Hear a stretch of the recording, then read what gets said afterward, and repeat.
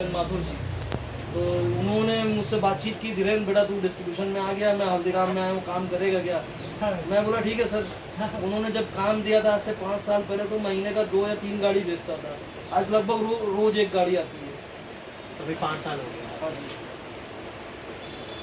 और आप खाली बड़ा पैक करते हो या नहीं, छोटा पैक, ओनली छोटा है। ओनली छोटा पैक? छोटे में ही सेटिस्फाई हूँ, मुझे नहीं पड़ेगी जरूरत। और नमकीन और पोटैटो चिप्स? हाँ जी, नमकीन स्नैक्स टकाटक वो सब। जी जी। प्लस अपने पास काम और भी है, अनमोल बिस्किट है, फ्रूटी एप्पी है, विंकीज केक है। इससे पहले पार्ले बिस्किट भी था, वो हमने हटा दिया क्योंकि मार्जिन उसमें भी क्वेरी कर रहा था। तो आप ये मतलब चिप्स भी बेचते हो हल्दीराम जी, से जी। और टकाटक भी बेचते जी। हो? पोटैटो चिप्स और टकाटक? जी जी। प्लस नमकीन, मतलब आप समझे स्नैक्स में जो भी आता है 5, 10, 20 रुपए हाँ में, जी। वो अपने पास ही है, बड़े के पास नहीं मिलेगा। समझ गया। क्या टर्नओवर होगा आपका अभी मंथली? अप्रॉक्स 18-19, ऐसे फर्म का टर्नओवर तो 22-23 के आसपास। अच्छा, 18-19 हल्दीराम हाँ जी। का मंथली।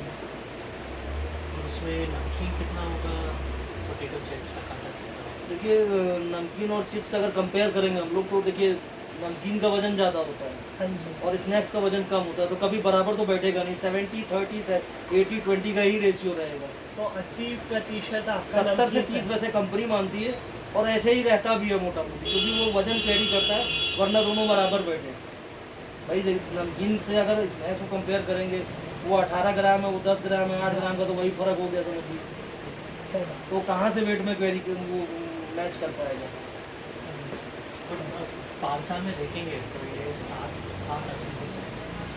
5 साल पहले कितना था?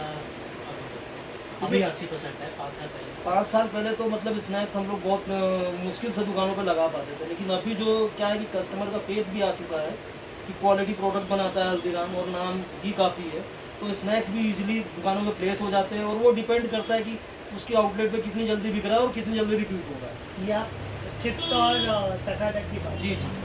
तो 5 साल पहले इतना फेथ नहीं था, अब मतलब लेकिन नहीं, स्नैक्स लाइन में क्या इन्होंने कैटेगरी और बढ़ाई और स्नैक्स में हाँ जी। फोकस किया। हाँ। 5 साल पहले जब बात करें, कंपनी सिर्फ और सिर्फ वॉल्यूम पे फोकस करती थी, Correct. वो स्पेशली कैटेगरी पे फोकस नहीं कर पाती थी। लेकिन अब क्या है कि वो नमकीन और नमकीन को भी 5, 10, 20 में अलग अलग बांटने लग गई है, स्नैक्स को भी इस तरह बांटने लग गई है।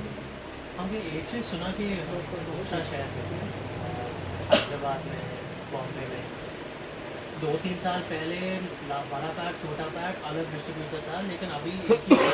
लेकिन पूरा यूपी में अब अलग ही है। मतलब नागपुर फैमिली जो है उन लोगों ने तो कंबाइन कर दिया है जैसे, पर अभी नोएडा फैमिली वालों ने नहीं किया है। एक्चुअली देखा जाए, मुझे तो लगता है कंबाइन करने से कोई बेनिफिट नहीं होना है। अच्छा किसी एक बंदे के ऊपर अल्टीमेटली पूरा लोड आ जाएगा। अच्छा, इतनी रेंज और इतनी लाइंस को कवर कर पाना एक टफ काम होगा मेरे हिसाब से। समझ। सपोज करिए कि अगर मान लीजिए 1000 लाइंस कंपनी बना रही है, हाँ। और 1000 लाइंस पूरी एक ही आदमी के पास बेचने को, तो क्या पॉसिबिलिटी है उसको याद रहेगा? सही बात है, वो फोकस नहीं रहता। मैं ही बाजार जाता हूँ, कुछ आइटम मेरे छूट जाते हैं, कभी कभी लिख के ले जाना पड़ता है साइड में कि भैया ये दे दूँ, तो कहता अच्छा ये भी है, अच्छा डाल दे भाई एक लड़ी।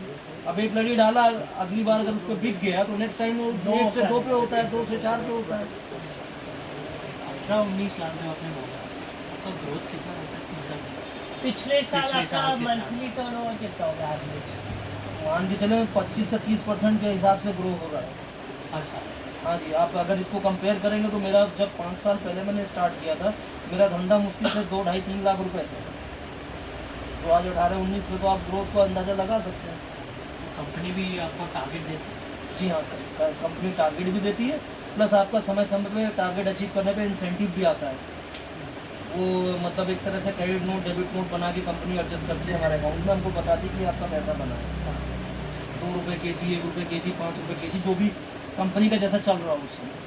और आपको ये जो 18-19 लाख है उस पर आपको मार्जिन कितना देते हो? देखिए 7% का मार्जिन होता है इसमें मेरा, एंड बोलते हैं इसको क्या, 3% मेरे को होलसेल में अपने पास से काटना पड़ता है।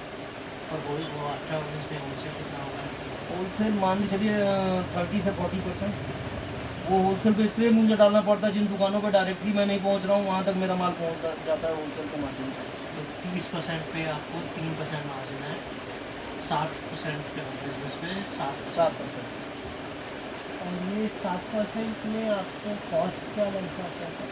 देखिए मोटा मोटी जो मैंने अपने आप में समझा है 2% तो डिलीवरी कॉस्ट आ ही जाता है। 100 रुपये पे 2 रुपये का खर्चा तो आ ही जाता है बेचने पे।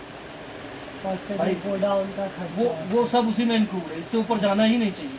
अच्छा, अगर इससे ऊपर गया तो फिर मैं लॉस में चला जाऊँगा। तो मतलब आप कह रहे हो कि 30% आपका 3% मार्जिन तो लगभग 1% हो गया, और 7% आपका बाकी के 70% पे है, तो उस पर आपका लगभग समझो 3% निकल गया। तो टोटल आपका ऑन एवरेज 4% निकलता है, उसमें 2% आपका कॉस्ट आ गया, तो 2% आपको छूट है। 2-2.5% ही हाथ में आपको दिखेगा बचत में। समझ गया। और ये 7% में कंपनी ऐसा करती है कि नमकीन पे अलग मार्जिन नहीं होती है, नहीं, वेस्टर्न पे अलग? ओवरऑल पूरे पे 7%। तो फिर आपका वेस्टर्न में तो जैसे आप बोले कि वेट तो होता ही नहीं है, तो उस पर आपका मार्जिन कैसे बनता है? रेट नहीं मतलब नहीं, देखिए वो उसी तरीके से डिसाइड होता है। अच्छा, तो ब्लेंडेड देते तो आपको? उसी तरीके से देखिए, कोई चीज़ 10 ग्राम भरी जा रही है, कोई चीज़ 20 ग्राम भरी जा रही है, काफ़ी उसी में हमारा प्रॉफिट मार्जिन, उनका प्रॉफिट मार्जिन सब वेरी करेगा उसमें।